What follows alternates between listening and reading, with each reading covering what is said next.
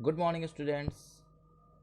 You're welcome to online classes, and I'm Raman Chaudhary from Bharat Study Circle, and I'm teaching you social science.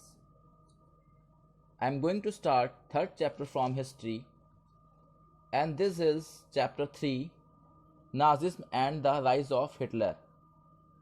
Hitler का उदय कैसे हुआ और Nazism theory क्या थी, उसके बारे में हम लोग इस चैप्टर में पढ़ेंगे. So before starting this chapter, first we should know who was Adolf Hitler. Hitler कौन थे, एडोल्फ हिटलर कौन थे. तो एडोल्फ हिटलर जो थे जर्मन के एक पॉलिटिशियन थे और एक महान लीडर थे नाजी पार्टी के.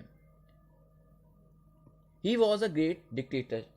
एक वो बहुत बड़े डिक्टेटर भी थे, तानाशाह भी थे. वर्ल्ड में उनको जाना जाता है तानाशाह के रूप में. तो this is some defined terms. First is Reichstag. Reichstag means क्या होता है, ये जर्मन की एक पार्लियामेंट थी. जर्मनी में पार्लियामेंट थी जिसका नाम रोस्टॉग था.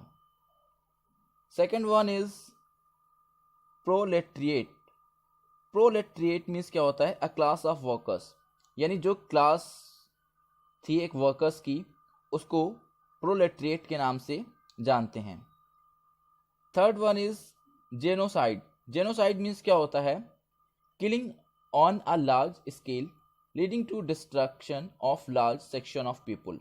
बहुत बड़ी संख्या में जब लोगों का विनाश हो, बहुत बड़ी संख्या में लोग मारे जाएं, तो उस ग्रुप का जो नाश होता है इसको जेनोसाइड के नाम से जानते हैं.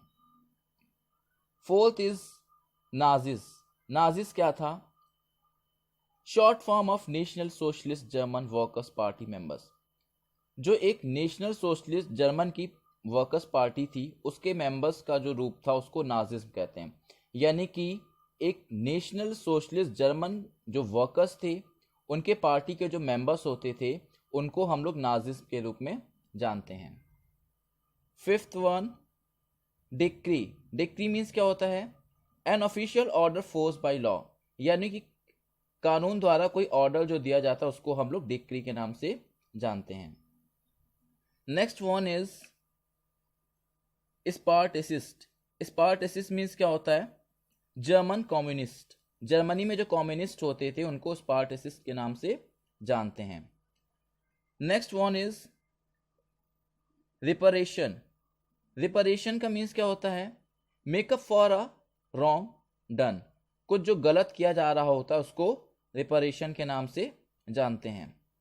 Next is Gestapo. Gestapo means क्या होता है, ये वहाँ की सीक्रेट स्टेट पुलिस होती थी जिसको हम लोग गेस्टेपो के नाम से जानते हैं.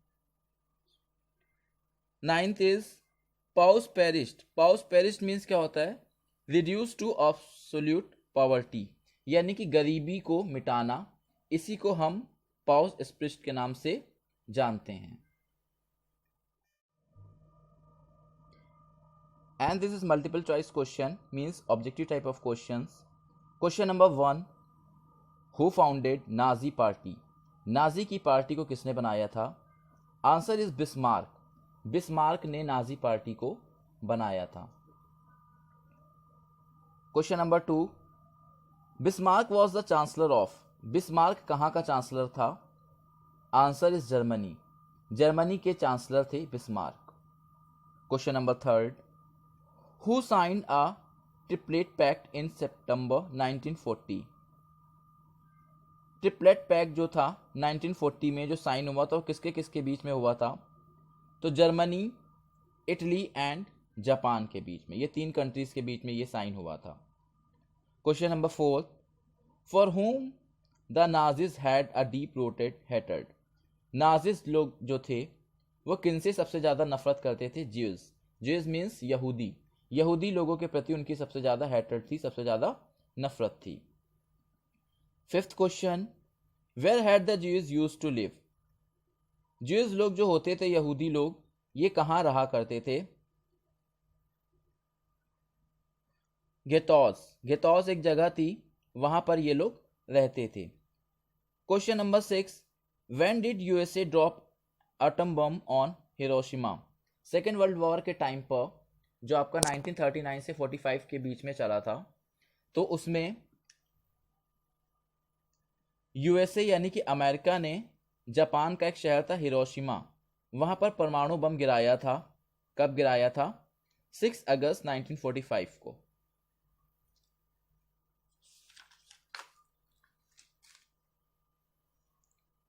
Question number 7, Rosa Luxemburg was leader of the. Rosa Luxemburg कहाँ के लीडर थे? कम्युनिस्ट पार्टी के। Question number 8, where was Darmstadter national bank situated. Darmstadter national bank कहाँ पर है? Answer is Germany. जर्मनी में ये बैंक है। Question number 9, who organize Gestapo. Gestapo क्या होती है? एक सीक्रेट पुलिस होती है, ठीक है। इसको किसने बनाया था? Answer is Adolf Hitler. Question number 10, who wrote Mein Kampf. Mein Kampf जो है बुक किसने लिखी है? Answer is Adolf Hitler. Question number 11, who organize the program known as a night of crystal और ब्रोकन ग्लास। ये program किसने बनाया था जिसका नाम था नाइट ऑफ क्रिस्टल या फिर broken glass? Answer is the Nazi party. Nazi party ने यह प्रोग्राम बनाया था। This is very short question answer. Question number 1, when and by whom the Nazi party was formed. Nazi party कब और किसने बनाई थी?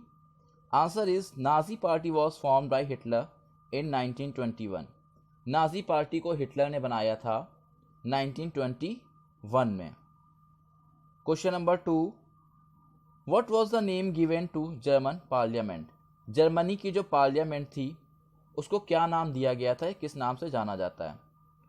Answer is the German parliament was known as Rostock. इसको रोस्टॉक के नाम से जानते हैं। Third question, what was the original name of the Nazi party. Nazi party का ओरिजिनल नेम क्या था? Answer is nationalist socialist German workers party. ये इसका पूरा फुल फॉर्म था नाजी पार्टी का, nationalist socialist German workers party. Question number 4, what is hyperinflation. Hyperinflation क्या होता है? Answer, a situation when prices rises extremely high. एक ऐसी सिचुएशन जहां पर प्राइस बहुत ज़्यादा हाई हो जाते हैं उनको हम लोग हाइपर इन्फ्लेशन के नाम से जानते हैं। Question number 5, who authored man Kampf. Mein camp book किसने लिखी है? What is it's literal meaning. और इसका लिटरल मीनिंग क्या है? Man camp was authored bye Adolf Hitler. ये बुक एडोल्फ हिटलर ने लिखी है एंड इट्स लिटरल मीनिंग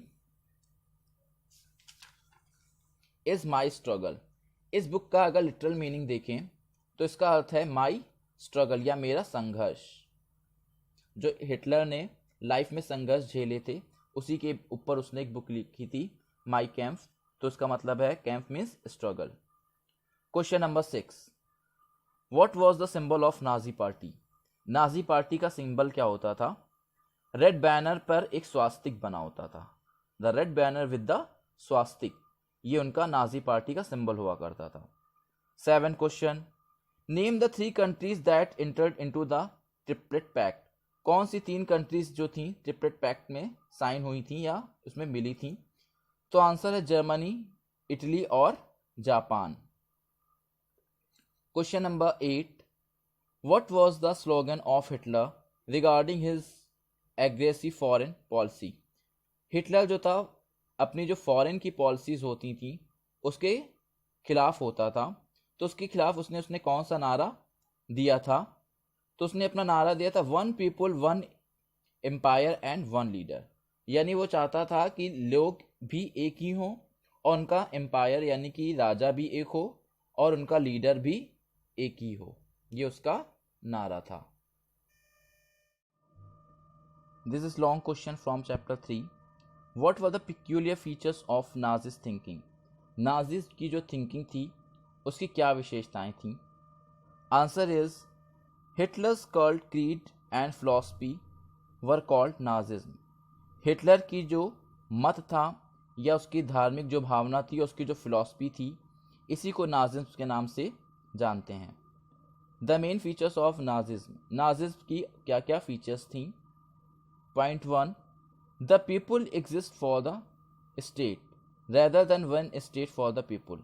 लोगों को अपनी स्थिति में रहने की अपेक्षा उनको एक स्टेट में रहना पड़ता था, यानी कि हिटलर के कहने पर ही चलना पड़ता था। ही बिहेव्ड इन टोटलिटेरियन स्टेट, वो जो था वो टोटलिटेरियन स्टेट में बिलीव रखता था। टोटलिटेरियन मतलब होता है अपना पावर किसी और को ना देना, तो वह ऐसी सिचुएशन में बिलीव रखता था। Question number point 2, to tolerate to opposition और criticise and to allow no party. अगर कोई टॉलरेट करना चाहता है या कोई अपोजिशन करना चाहता है या कोई आलोचना करना चाहता है तो उसके लिए कोई दूसरी पार्टी बनाने को अलाउ नहीं था, या कोई इंसान अपनी दूसरी पार्टी नहीं कर सकता था, बना सकता था कोई विरोध करने के लिए या कोई आलोचना करने के लिए। Formation other than his own, सिवाय हिटलर के अलावा कोई और अलग से पार्टी नहीं बना सकता था। C point, to put an end to parliamentary institution and democratic propaganda. Nazist theory जब आ गई तो जो पार्लियामेंट्री सिचुएशंस थी, इंस्टीट्यूशंस और जो डेमोक्रेटिक प्रोपोजेंडा थे वो सारे धीरे धीरे खत्म हो गए, यानी पार्लियामेंट भी खत्म हो गई, डेमोक्रेसी भी पूरी तरह खत्म हो गई। D point, to have full control on education, press, radio and other means of the government. उसका पूरी तरीके से कंट्रोल हो गया था एजुकेशन पर भी, प्रेस, रेडियो या दूसरी गवर्नमेंट के जो मीन्स होते हैं उन पे सब पे उसका पूरा कंट्रोल हो गया था। E point, to crush communism and liberalism. उसने जो कम्युनिज्म होता है और जो लिबरलिज्म, उदार की भावना, उसको पूरी तरीके से क्रश कर दिया था या उसको पूरी तरीके से कुचल डाला था। Thank you.